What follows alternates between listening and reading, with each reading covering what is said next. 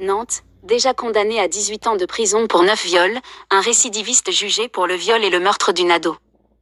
François Vergnaud, 49 ans, attirait ses victimes en leur demandant de l'aide pour porter des colis, avant de les violer. Elle était âgée de 15 ans et était partie seule chercher un colis. Sur le chemin de la place Talensac, à Nantes, Céleste avait croisé la route de François Vergnaud ce jour d'août 202. Ce dernier lui avait demandé de l'aide pour porter un carton, soi-disant trop lourd pour lui. L'adolescente avait gentiment accepté. Ses parents ne la reverront jamais vivante. Son corps sans vie sera retrouvé dans un appartement d'où s'échappait de la fumée. L'adolescente avait été étranglée, après avoir été violée. Ces faits ont-ils été commis par François Vergnaud? C'est que la Cour d'assises de Loire-Atlantique cherchera à savoir au cours du procès qui s'ouvre ce vendredi pour 5 jours. La culpabilité du mis en cause ne fait guère de doute, ce dernier ayant reconnu les faits. Son ADN a d'ailleurs été retrouvé sous les ongles de la victime. Surtout, l'accusé a agi en état de récidive. En 2005, François Vergnaud avait été condamné pour 9 faits de viol, 3 tentatives de viol et une agression sexuelle commis entre 2001 et 2003. À chaque fois, l'accusé avait usé de la même technique, demandant à ses victimes de lui porter un carton assez lourd. Un homme qui sentait fort la transpiration.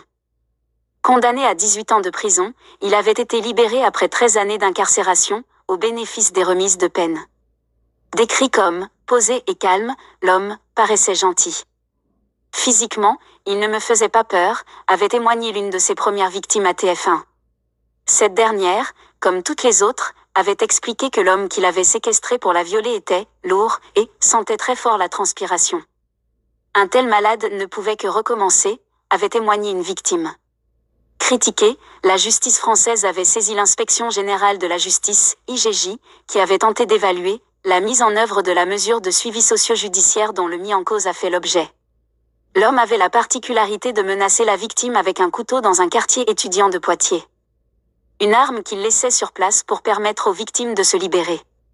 Arrêté une semaine après le meurtre dans sa maison de Mésanger, petit village situé au nord d'Ancenis.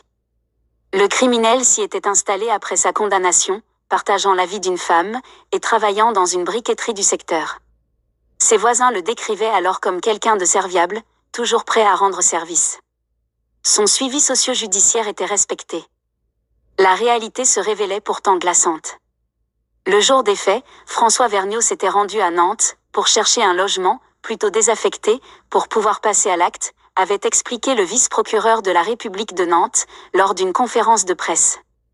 Le hasard a voulu qu'il croise le chemin de Céleste. Elle a eu le malheur de lui plaire, avait ajouté le magistrat. Le procès doit durer 5 jours.